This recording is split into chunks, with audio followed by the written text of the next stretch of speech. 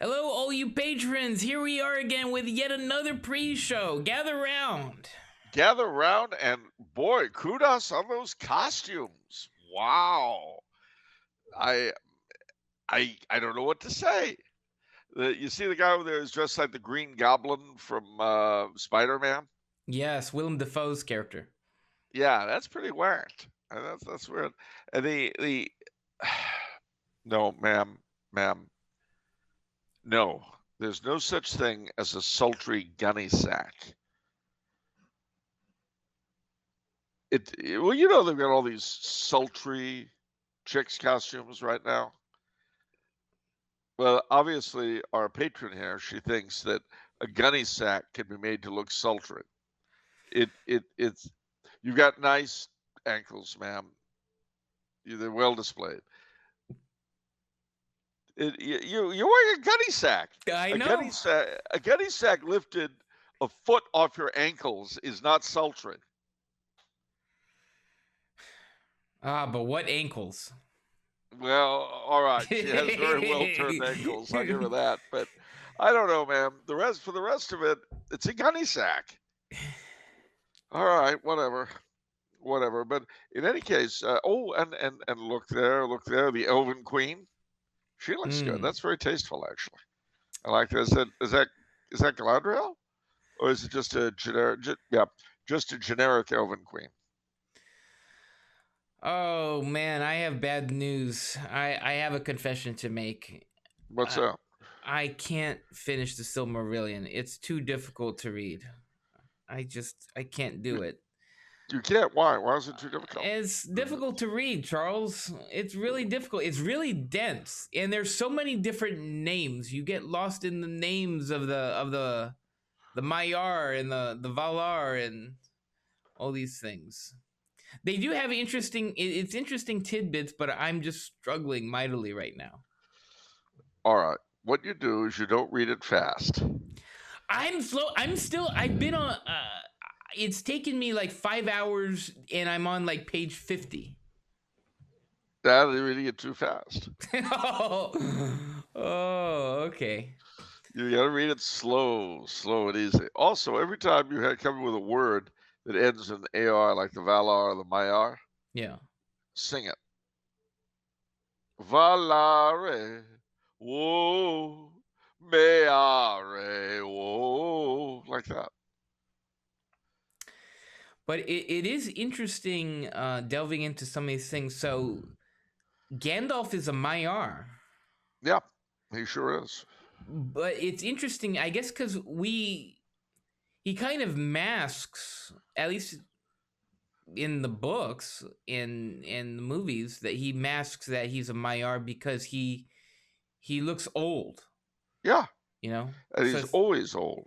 I mean, one of the things that you do get from Lord of the Rings and The Hobbit, that he's always been old. yeah, He was always Gandalf the Grey. I guess so. Yeah, that's true. There is no young baby Gandalf.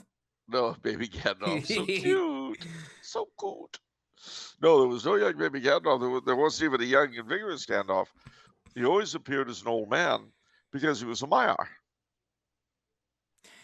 Yeah, so and I guess Elrond is a Maiar too. I think he was on that No, list. Oh no, he's uh, not. no, Elrond is not a Maiar. Elrond is half elf, half human. But Saruman was Maiar. Rabadash was Maiar. And the two people we don't hear about were Maiar. That was Radagast. Radagast, rather. Yeah, not Rabadash. That was Rabadash the Ridiculous from the last battle in Narnia. No, it was Radagast. He was a Maiar also. Oh, here's an important question. So, they talk about the last battle in the Silmarillion. It's not the same. Yeah, it's not the same. But what does it refer to? Like, what actually happens at the last battle? That's the last battle between the Valar and their elven and human allies on the one hand, and the forces of Morgoth on the other. And Morgoth and his minions are defeated, and he is thrust beyond the circles of the world. And Beleriand, most of Beleriand is destroyed and sinks in the sea. So, what is the time frame for that after, you know, Aragorn is king? Well, this is long before Aragorn is king. This is the First Age. Oh! The last battle was in the First Age. Oh, I see. So Morgoth is defeated for good. Yeah, yeah. So he's dead. Sauron, well, he's not dead exactly. He's cast out beyond the circles of the world. He can't return, but he's not dead. And one of his minor lieutenants, who you'll learn about shortly, is Sauron. I got to that where Sauron in Angband in the Yeah. northern fortress. Yeah, absolutely. And then Sauron will basically, the Barad-dûr is a cut rate, off the shelf copy of Angband. The other thing I noticed is that it seems like the features of what is it, Beleriand, Yeah. change dramatically. Like, so you've got this really big river that's north south, but Yeah. it's not the Anduin River. It's a No, different river. But that's all. Yeah. But they say it turns into the Anduin. It becomes the Anduin later. It did say that. Well, the Anduin is far to the east. See, all that's left of Beleriand in the Middle Earth that we know is Lindon, which the far western country beyond the Loon, west of the Shire. Elven country, green and quiet. Oh, okay. Maybe I read it wrong then, because I thought it said that big river turns into the Anduin, but I guess not. It didn't turn to anything. It sank with the rest of Beleriand, except for Lindon. Wow. The Blue Mountains divided Beleriand from what was called Eriador. And Eriador, that's like the Shire. That's like the Shire. Well, the Shire is in Eriador. Yeah. Eriador is where it's the lands between the Blue Mountains and the Misty Mountains, and north of Gondor. I see. So it's pretty much where the northern. See, it's like this. The First Age, the elves wake up. They're summoned to Valinor, and some of them heed the call. Some don't. The ones that heed the call are hanging out. They're very happy until Morgoth kills the trees and steals the Silmarillion. Well, in defiance of the Valar, Fëanor and the Noldor, or a lot of them anyway, go back to Middle Earth to get to fight him and to get the Silmarillion back, or to try to anyway. That doesn't work out very well. And what's not realized, and you don't realize it in Lord of the Rings, although it's once you've read the Silmarillion you understand, Galadriel talks about how no ship would take her back across so wide a sea. Well, the reason for that was that she was one of the Noldor who defied the Valar and went back to Middle-earth in pursuit of the Silmarillion. And to do so, they killed some of their kinsmen, the Teleri elves, and stole their ships to go back to Middle-earth. So the Valar would have nothing to do with them. And initially, they established their elven strongholds in Beleriand. They make common cause with the better men. The evil men, of course, fall under the control of Morgoth. And they carry on this long, long struggle, and in the end, they're defeated. And the only reason why they're able to win is that Irindel the Mariner, takes one of the Silmarilli, and he takes the Silmarilli and goes back to Valinor, and personally pleads for the Valar to come to the rescue, which they do. And in the resulting struggle that ends with the last battle, Beleriand is destroyed, goes into the sea. But the men that sided with the elves and the Valar are given a land to dwell in, an island in the middle of the sea called Numenor. I see. And from there, you know the history. Yeah. So that all happens in the first and the beginning of the Second Age. You retained a lot. That's a nice run through, Charles. Yeah, well, I mean, I learned all this stuff when I was young. I mean, I can't for the life of me master my Greek declensions and conjugations, but this stuff was easy. You know, I wish I'd been studying Greek when I was studying Middle Earth. Nice. Can you speak it? Can you speak Elven? Do you know Elven No, rules? Oh, okay. no, no. That would be. I was I on the geeky side, but not that geeky. You know, there were limits to my geekishness. Don't think though that I'm opposed to the Elvish Language Fellowship, which is a portion of the Mythopoeic Society. There are people who do speak Elvish and speak it to each other. I can't do that. However, there is one phrase in Elvish, apart from the hymn to Elbereth, that I really, really like.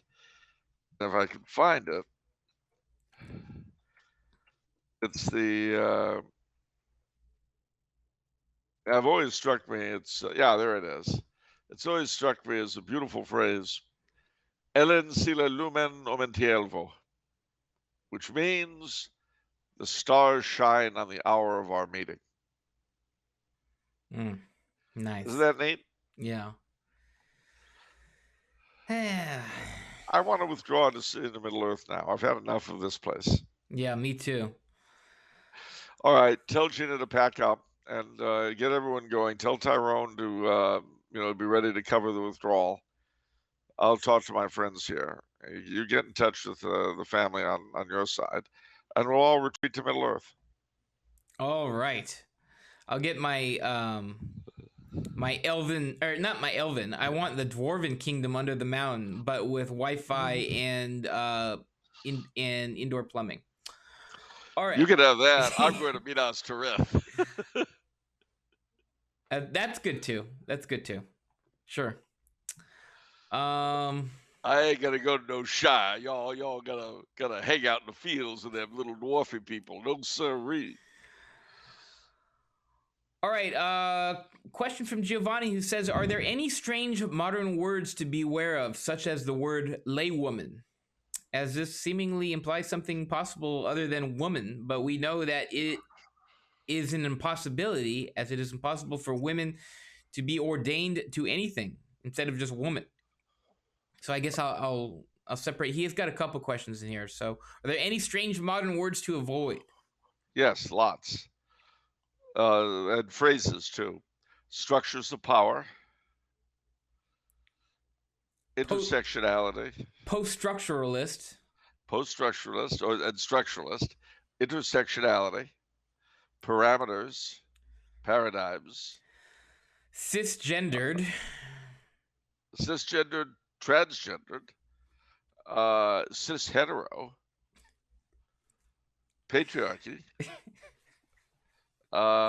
Wait a minute. Tim Gordon just came out with a book on the patriarchy. All right. Why can't we talk about the patriarchy? We can't use it as a pejorative then. Okay. Racist. Yeah. That's just got to go. I just use that word as a meme.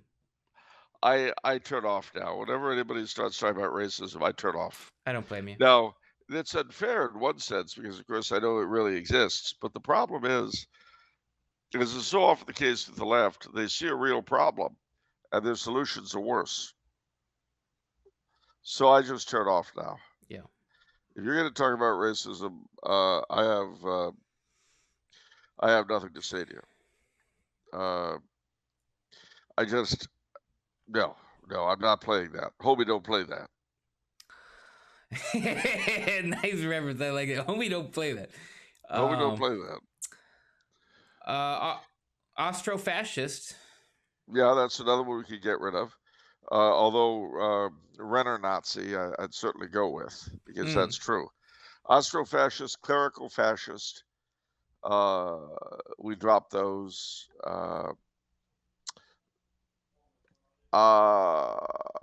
Gender roles, conventional gender roles, Those are words we get. Gender studies. Let me see. LGBTQ, LMX, L5. About imperialism and yes, colonialism. colonialism. We don't use those words anymore. Let's see. Oh golly, there's so many of them, and now I'm freezing on my as I'm trying to think of them. Sustainability. Sustainability, renewable, transparency. We don't do transparency. Let me see. There are others that come to mind.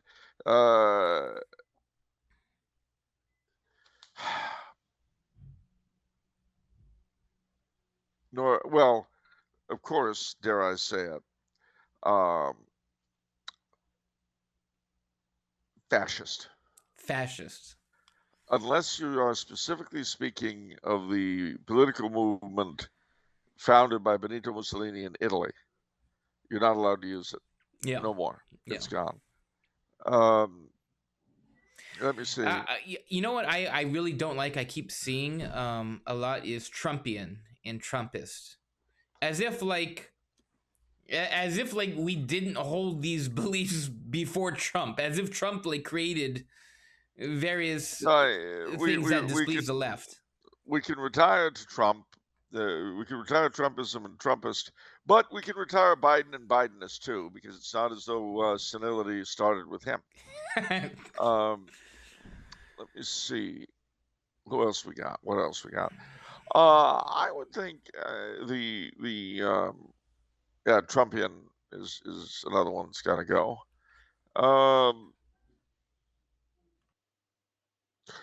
Organic, I think we could probably do without, unless it's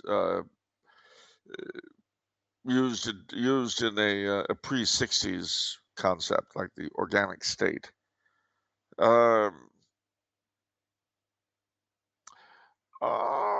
Revisionist, we can get rid of, I think. I know a phrase you like, the right side of history. Oh God, yes, that's flushed. That's circling the drain even as we speak. It's all gone. But the right side of history. There's a lot of other words. I mean, that we've talked about before that we don't like. The Reformation. Yeah, the Reformation. Anything with person in it. Anything with person. Yeah, chairperson, spokesperson, anything like that. No, it's a spokesman or a spokeswoman or a spokeslady. But basically, gender non-specific terms. We don't want gender. We don't want gender non-specific terms either. I think we can get rid of he or she and his or hers. Epicene. He does for both. His does for both. Okay. If someone from Arcadia comes to your favorite restaurant, he will find blah, blah, blah. Yeah. Well, obviously, you mean either one. Yeah. Oh, Ms. with dumping. Ms. MS. Dot. In place of Mrs. or Miss. These are not strange modern words now. Yeah, they are. I remember when they were invented. It was always Mrs.? It was Mrs. or Miss, M-I-S-S. Mrs. if you're married, Miss if you're not. So what are you saying? So what's the bad version of this? So the bad word is MS, period. Ms. You've seen that, surely. Yeah, but if it represents Miss, then it doesn't represent Miss. It was used as it was basically back in the 70s. People got very upset by the fact that women were identified by their marital status and men weren't. So Ms. was invented as a counter to the masculine Mr. Oh, I see. You didn't know that. I didn't think of that. It was created by feministas. Oh, so the MRS is so it's going to be like A married person. like Mrs. Vincent and Gina Franchini, like No, that.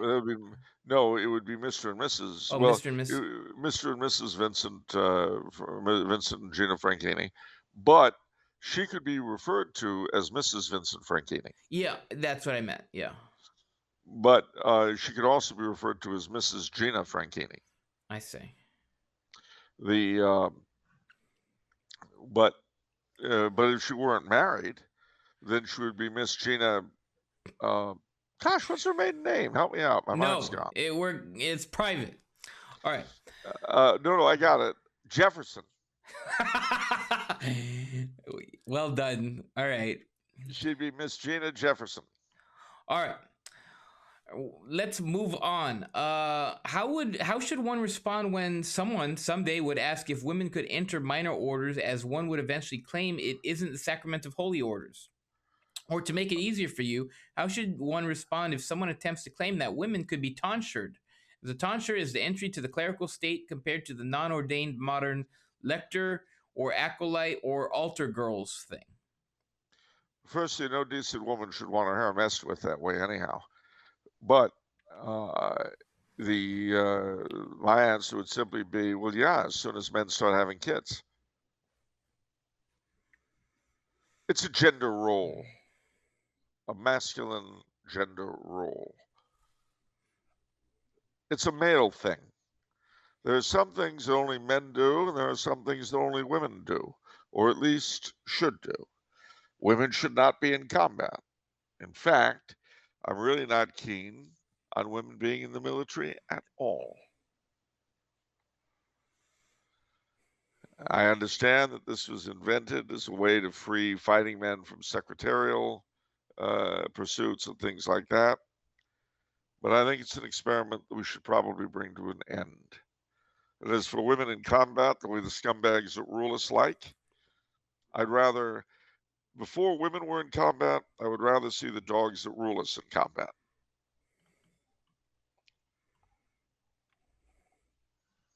You ain't no fortunate son. What's that? That makes me think of the Creedence song "Fortunate Son." Well, that's true. Isn't that about that, where they don't fight the war? It's the poor people are fighting war, I thought. Yeah, people unfortunately are not given the right to do so. All right. Question from Connor, who says, in The Star-Spangled Crown, which is a most excellent work, and may in fact be found on tumblrhouse.com.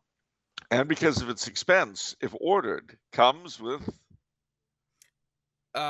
If ordered with the end of democracy, which it very often is, it comes with free shipping and handling. Free shipping and handling? That's right, Charles. Wow. Operators are standing by. Batteries not included. Sorry, no CODs. Void where prohibited. Act now. Subassembly required. So he says, I was puzzled by the depiction that the common soldiery came on board with the monarch far sooner than the general officers, given that they play the part of and are derived from the old royalty.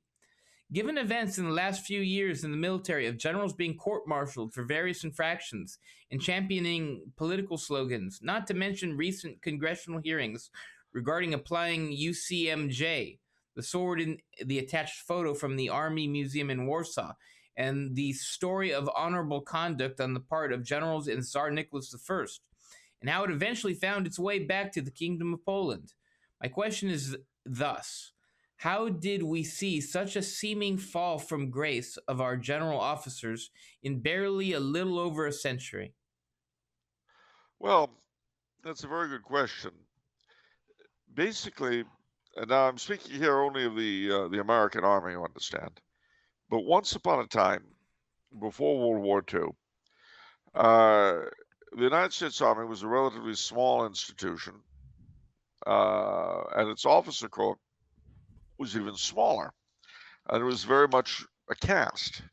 They had a very strong sense of self, shall we say. Apolitical, professional, but shall we say, very much imbued with the sense of the military virtues, not to say the chivalric virtues. However, December 7th, 1941 came, and World War II. Now, the old army had to expand enormously to fight World War II, and it did. It won. But unfortunately, there was a drawback to all of this huge expansion, and that was that when the war was over, and we still had to be the arsenal of democracy against the Soviet threat and stuff, how do you continue to maintain such a huge force? Well, the odd idea was brought up that there should be a basically the corporate mentality should be introduced into the army to retain people, and the emphasis would become more on career than on service. There's a book I could recommend to you very highly called Crisis in Command, which came out 40 years ago. But what was true then is very much true now. It's a little better in some ways, or has been. It's somewhat better, but basically, it's why the United States have not won a war since World War II. I mean, you would think that people would stop and consider the fact that as the most powerful nation in the world, with what is in many ways the best trained military, best equipped, we haven't won a war in 60 years. I mean, it was 70 years, 60 years. But that doesn't seem to attract a lot of attention. You know, people don't seem to wonder why that would be. Korea was a stalemate. Vietnam was eventually a total washover. And the less said about the Forever War, the better.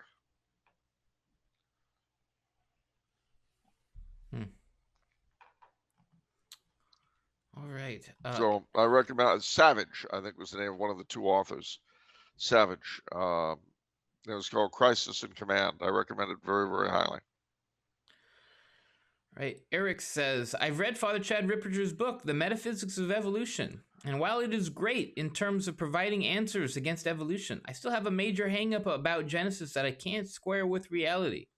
Namely, it is the idea that all animals and humans were peaceful with one another and only ate a diet of plants and fruits. This seems to directly contradict the essence of many animals and human beings. How can I believe that a lion ate plants? Isn't it obvious from the design of its body, from its sharp teeth and claws, and its adeptness at stalking and chasing, that it is not meant to eat plants? In order to believe this, I would have to believe that God designed the lion's body that way as a contingency plan if humans sinned. But that doesn't make any sense, as God would be designing an imperfect creation. It'd be easy to accept this if eating meat was clearly a sign of degeneracy, but it is not. Don't even get me started on the existence of parasites whose whole existence is contingent on surviving off another organism. Of course, we could go on all day, but I know I don't have to. How would Thomas Aquinas have answered this question, since he was so good at understanding the difference between essence and contingency? Great question, Eric. It's an extremely good question. Unfortunately, it's one I can't answer. I don't know. It could be that the lion was radically different before the fall. We know that when man fell, all of creation fell.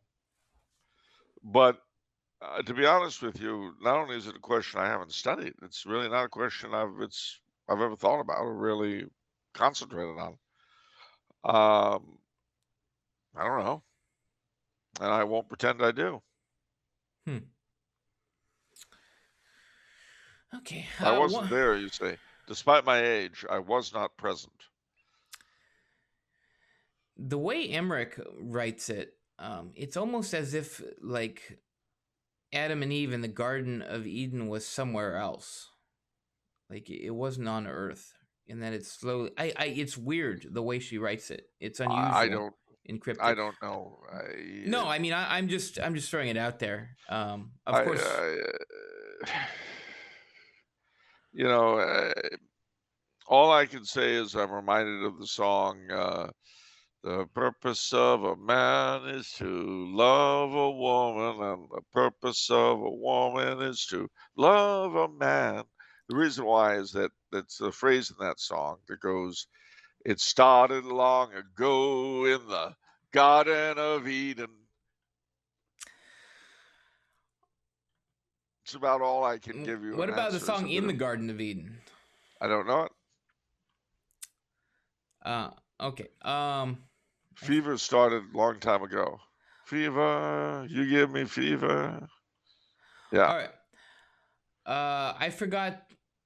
Oh, Eric says, I forgot to ask why God's plan for men would change as well. If we were meant only to eat plants and fruit in the garden, why was our diet made less restrictive after the fall?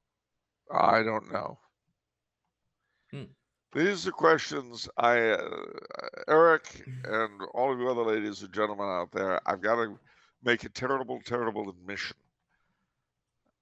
I mean, you've admitted you haven't finished the Silmarillion, and you're inclined not to. So I have to admit, I'm not much of an abstract thinker. These are precisely the kinds of questions that don't occur to me. Okay, here's a question. When did men eat meat? Wasn't it after Cain slew Abel? Or was it before that? Who knows? I don't. Were there giants on the earth in those days? Well, there were. Oh, they might be giants anyway. All right. Nimrod was the mighty hunter. That's the name of a Green Day album. All right. 2 questions from me. That'll get you. You made a mistake there, buddy. Jesus of Suburbia. So there. Let me tell you something. All the moms and brads. I know. That lyric really got to you. Okay. It did get to me. Great. It was the only thing in the whole song I could understand. But boy, as soon as I heard it, I knew exactly what they were talking about. Good. I hope you had the time of your life. All right. Question from William. With Abbott and Costello. All right.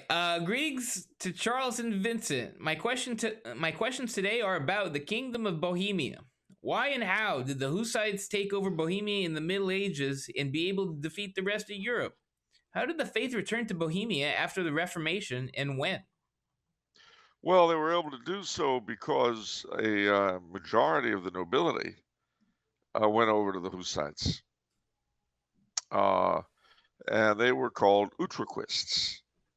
And really, all they wanted was to receive communion in both kinds. But they joined the Hussites. What ended up happening was that the Hussites split into a number of different factions, and then the Utraquists made common cause with the Catholics, and Bohemia was reconquered for the faith. But there were, as you've guessed, still a lot of Protestants in the country.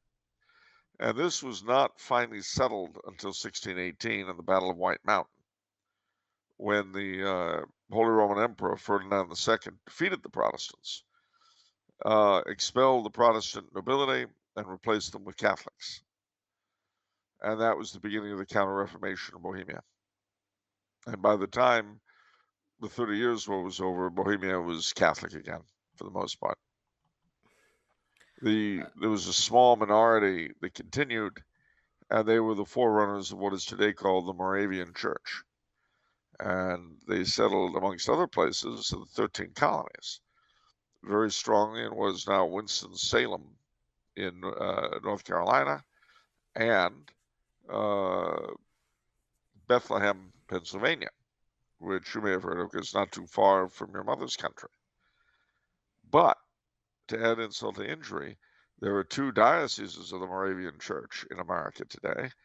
One centered, you guessed it, at Winston-Salem, and the other at Bethlehem, Pennsylvania. Wow, small world. Yeah. You know what one of their big liturgical functions is? What? Is the serving of coffees and buns. It's called a love feast. All right, I want to go back to something you said because it seemed curious to me. So did you say the Utraquists joined the Hussites mainly because they wanted communion in both kinds? Yeah, that was the only problem they had with the church. They went to That one, war because of that. yeah, But why would I mean, wasn't it doctrine? Wasn't it established that you receive both kinds in the bread?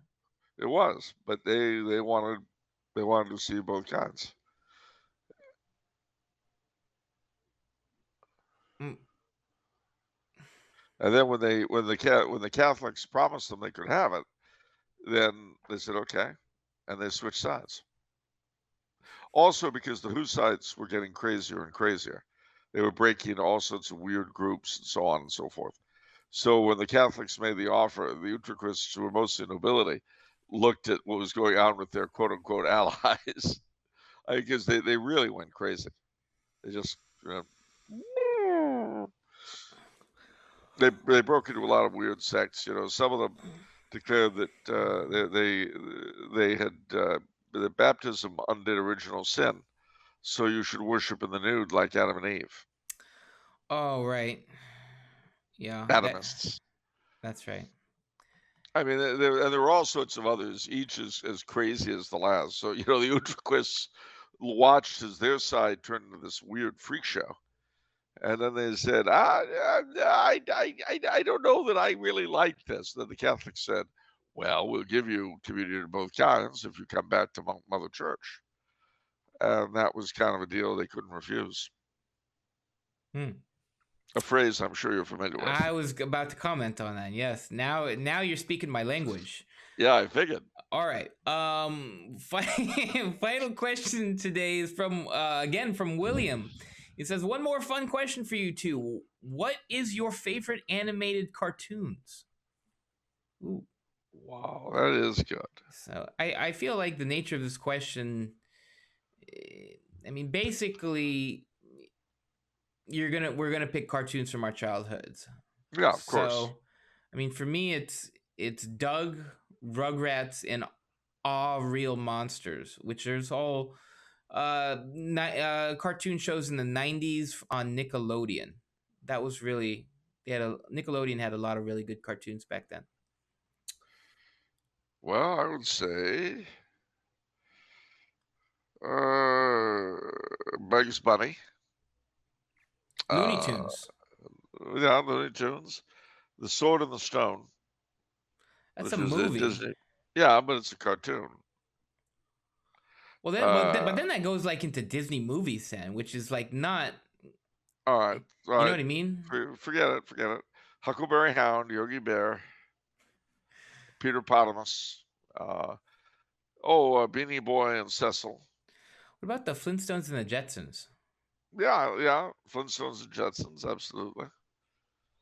Yeah, his boy Elroy. Yeah. There's old footage on YouTube of the Flintstones doing a cigarette commercial, which is pretty amusing. Yeah, well, I mean, everybody smoked back then. Yeah. They couldn't abort, so they had to smoke. Yeah. You got to do what you can, Yeah. What? Yeah. Well, that's why they banned smoking when they made abortion legal, you see. Got it. Yeah, it makes sense if you kind of squint. Let me see. Space Ghost. Ooh. Rocket Robin Hood. Crusader Rabbit. What about Foghorn Leghorn? Is that the chicken's name? Yeah. That seems right up your alley because he's got the gift of gab. Like I feel like that inspired. It's not just that. You got to understand that. Now look here. He was actually inspired by a real person, Senator Cleghorn. Oh, interesting. And so Foghorn Leghorn was kind of obvious. Wow. So there's a senator who talked just like that. That's right. Well, there was Tweety Bird. Oh, yeah. And the Coyote and Roadrunner. Yeah, the Coyote and Roadrunner. There was Underdog. What about you? Don't like Pepe Le Pew, huh? Not particularly. It's No, I didn't like Pepe Le Pew. He was kind of an attack on my ethnicity. You know, it's like asking a Frenchman why he doesn't like Pepe Le Pew is, you know, yeah. I mean, why isn't buckwheat more popular today? I don't know. Just one of those things, I guess. Yeah. That's a good list. So I think that's about all we need. I mean, Yeah. although, oh golly, who was the cat? Felix the cat. The Feels wonderful, wonderful cat. Yeah. Yeah. Okay. And there were see, one thing is they had really old cartoons on TV when I was a kid. I mean, things like from the 30s and 40s. Well, Looney Tunes was from the 40s, you know. That was really old stuff. Porky Pig, Elmer Fudd. Yeah. Superman. There was a Superman cartoon that I liked. The Herculoids. The Skyhawks. These were all 70s TV shows. What about Heckle and Jekyll? As a matter of fact, since you bring them up, not only did I love Heckle and Jekyll, my very first Halloween costume was the Heckle and Jekyll costume. That's why I brought it up. You told us this before. Yeah, well, it's true. It's true. Heckle and Jekyll, gosh. And Chip and Dale. And the Chipmunks. Ah, yeah. Christmas, Christmas, don't be late. We've been good, but we can't wait. That's cute. I like that song. Yeah, Mr. Seville. They didn't have a Peanuts cartoon, really, did they? They just kind of had Peanuts specials. They had the Peanuts specials. Well, they had the cartoon was in the papers. The cartoon was in the papers. Okay. And then they had the specials. And the first one of them, and I remember the premiere in 1966, was It's the Great Pumpkin, Charlie Brown, which I actually watched again for the first time in a long time last year. And, you know, it's really a beautiful show. It's a beautiful piece of cartooning. I gotta remember, I have to watch that. I haven't watched that in forever. I watched the Christmas one, like after like 25 years or something. I had watched it like last year, and I thought that was beautiful. Yes, it is. It was. After the Halloween and Christmas ones, I kind of lost count, but the Christmas one, the Halloween one rather, you know, that wonderful segment where Snoopy's in his imagination, you know, in the French farmhouse, and Schroeder playing Long, Long Trail of Winding. The Halloweens of my childhood. Yeah, you know, ladies and gentlemen, as you know, if you've been watching the show, and if you don't, you're about to find out. I really do. I'm a very nostalgic individual. It is true. I love Halloween. I love Christmas. I love Easter. I just, you know, the older I get, the more I've come to really dislike killjoys. You know, people who could always find something wrong with everything. They always find the worm in every bloody apple. You know what I mean? I know. I mean, SNL did skits on this that were really funny. Debbie Downer. Yeah, Debbie Downer, indeed. A little Debbie Downer. And I just, you know, okay. You don't like Halloween. You don't like Christmas. You don't like, good. Fine. Stay in your bloody apartment, stare at the wall, and be perfect, or whatever it is you think you are. But for heaven's sake, leave other people alone. I mean,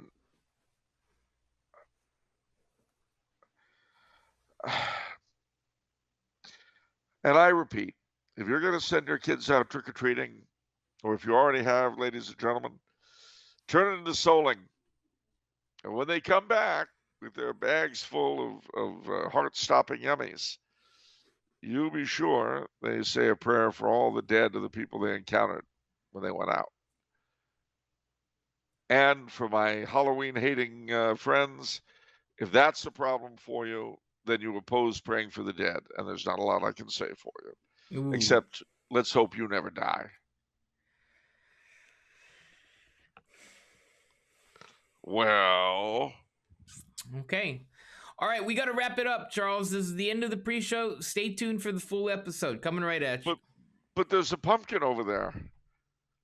It'll make it to the full episode. Don't you worry, Charles. Yes, but it's the great pumpkin, Vinny. Oh, okay, very good, Charles. Whatever you say is okay by me. Good. All right, ladies and gentlemen. Love the costumes. Don't scatter. Stay where you are. The hostess will be bringing out some little Halloween goodies. I don't know what they are. Canned tuna fish canapes or something. And we'll see you in just a few minutes.